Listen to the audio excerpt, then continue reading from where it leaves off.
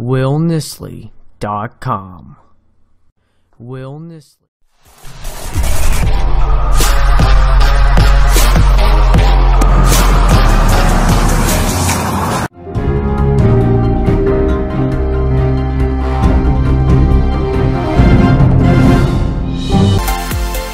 Hi, I'm Carl Azuz, delivering your midweek edition of CNN 10. Our show starts with a change in the air. The Trump administration has ordered that airlines flying directly to the U.S. from 8 other countries must keep passengers from carrying many electronic devices with them. They'd have to check them in the plane's cargo hold instead. The countries affected: Egypt, Jordan, Kuwait, Morocco, Qatar, Saudi Arabia, Turkey, and the United Arab Emirates. The devices affected: basically anything bigger than a smartphone. Laptops, cameras, tablets, DVD players, gaming systems. They'd have to be part of the passenger's checked luggage. Medical devices are still allowed. The reason for the ban: concerns about terrorism. The Trump administration says it believes part of the Al-Qaeda terrorist group is close to being able to hide certain explosives in electronic devices, and that they'd use them to target airplanes. The restrictions do not apply to flight crews. The consequences: if the airports don't comply with the order within 96 hours, their planes will not be allowed to fly to the United States. The possible side effects: long security lines and flight delays, which occurred when similar restrictions were made in the past. American officials say the rules won't affect U.S. airlines because they don't fly directly to America from the 10 international airports in the named countries. After the restrictions were announced, the United Kingdom followed with its similar rules, though there are some differences in the countries included in the British restrictions. Changes have also been made to the American Health Care Act, a Republican plan to repeal and replace the Affordable Care Act, also known as Obamacare. Both the Obama law and the Republican plan to replace it are controversial. And though Republicans control both chambers of Congress, some of them have said they're opposed to the House plan. So amendments to the proposal were announced Monday night in the hopes that more House Republicans will vote to pass it. One change would immediately prevent states from expanding Medicaid, a health insurance program for people with low incomes. Another would allow states to require people who get Medicaid to work if they're able to. And a third change would make it easier for people to get their taxes reduced if they have a lot of medical expenses, though the limit for those tax breaks would be lower than it is under Obamacare. The plan would also immediately eliminate the Obama law's taxes on higher-income Americans, insurance companies, and prescription drug makers. We're going to negotiate, and it's going to go to the Senate and back and forth. The end result is going to be wonderful, and it's going to work great.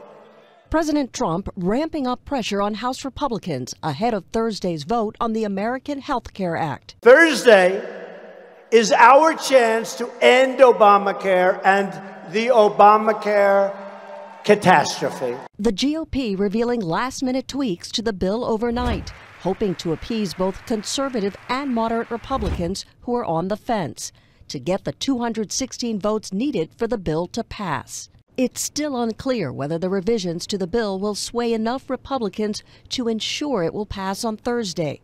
During Monday's closed-door meeting, the White House arguing to conservative lawmakers that the time for negotiation on the bill is over. Naval exercises between American and South Korean ships were scheduled to begin yesterday. The U.S. military says they're a way to practice maneuvers, strengthen cooperation between the allies, and improve security in the region. But they've enraged North Korea, which has been a rival of the South and the U.S. since the Korean War ended.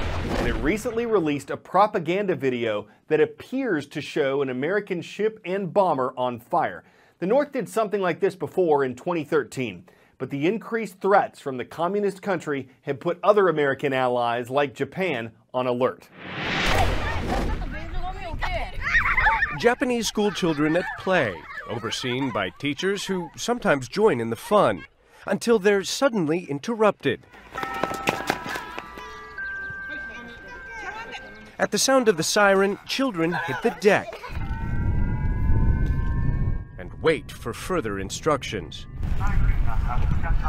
This is a drill, a loudspeaker announces.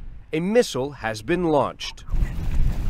This is Japan's first missile evacuation exercise, a simulation preparing people for the threat of a possible North Korean missile strike against this country. The Japanese government is trying to demonstrate that as North Korea's missile program grows more sophisticated, communities like this could become a target.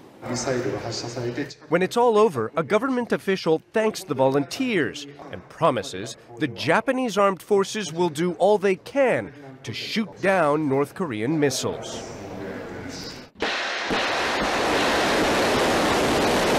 But earlier this month, neither Japan nor its U.S. and South Korean allies could stop North Korea from successfully firing at least 4 missiles in a single day. 3 of them landed in the sea, less than 200 nautical miles from this small coastal town. In this sleepy fishing port, locals are waking up to a growing threat. It's scary, says this fisherman, who's just hauled in freshly caught octopus. You never know what the North Koreans might do next. For some here, the missile exercise brings back painful memories. During World War II, we performed evacuation drills, 89-year-old Reinosuke Ishigaki tells me. We put on gas masks and dug tunnels to hide in, and in the future, we might have to do that again. The principal of the main elementary school here says his students need to be prepared for a man-made disaster. Usually we perform drills for natural disasters, he says, but the potential threat from a missile is beyond imagination. In addition to its fresh air and seafood, this remote corner of Japan is famous for namahage, a fairy tale monster that kept kids awake at night. But now there's a very real threat that may leave everyone here losing sleep. Ivan Watson, CNN, Oga, Japan. 10-second trivia. What peninsula separates the Gulf of California from the Pacific Ocean? Placencia Peninsula, Baja California, Yucatan Peninsula, or Calabria? Baja California, the second longest peninsula in the world, is located here.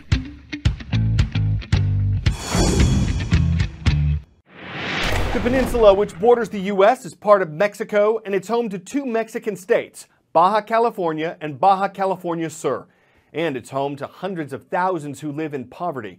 There are a number of organizations that try to help those in bad living conditions, those who are unemployed, those who are victims of crimes and drug wars. One started with the basic need of shelter. When people get a house, they actually think differently about their own future, and that's the power of Homes of Hope. We build a structure for those that own their own land but need a little bit of help with their house. Our primary focus has been in the Americas. In the northern Baja area, which includes Ensenada and Tijuana, we do 16 by 20 and 20 by 20 houses. 1, 2, 3. And they have 3 windows and a door, electrical, drywall, very livable house. Every family has to have income. They have to own their own land, and they have to have children. Luis and Susan got 4 beautiful children. They're living in a 6-foot by 10-foot tarp over some dirt. It was difficult to sleep at night, all of us on the same mattress. Now we are more comfortable. Everyone has their own space, and now we can sleep with our arms stretched out. Just see the joy in their face and the excitement. That's my biggest takeaway. I'm going to see that image probably for the rest of my life. There's a lot of love coming from people that do not know you, yet they give you a lot of love and so much security.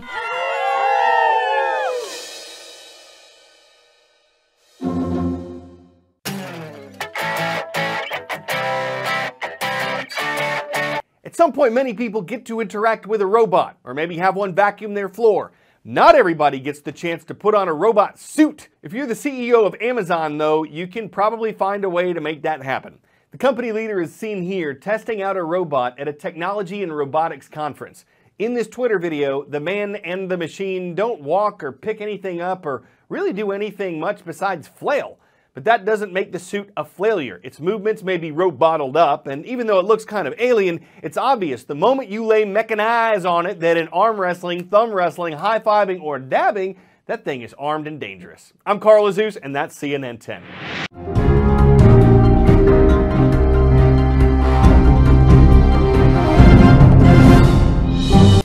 Hey guys, if you want to get active on my channel, if you want to get that latest stuff, if you want to get the latest blog posts, then click or tap the subscribe button right up here. You can also check out my website with the latest posts right down here. And you can view a random video for yourself right over here. Also, I encourage you guys to check out the description down below.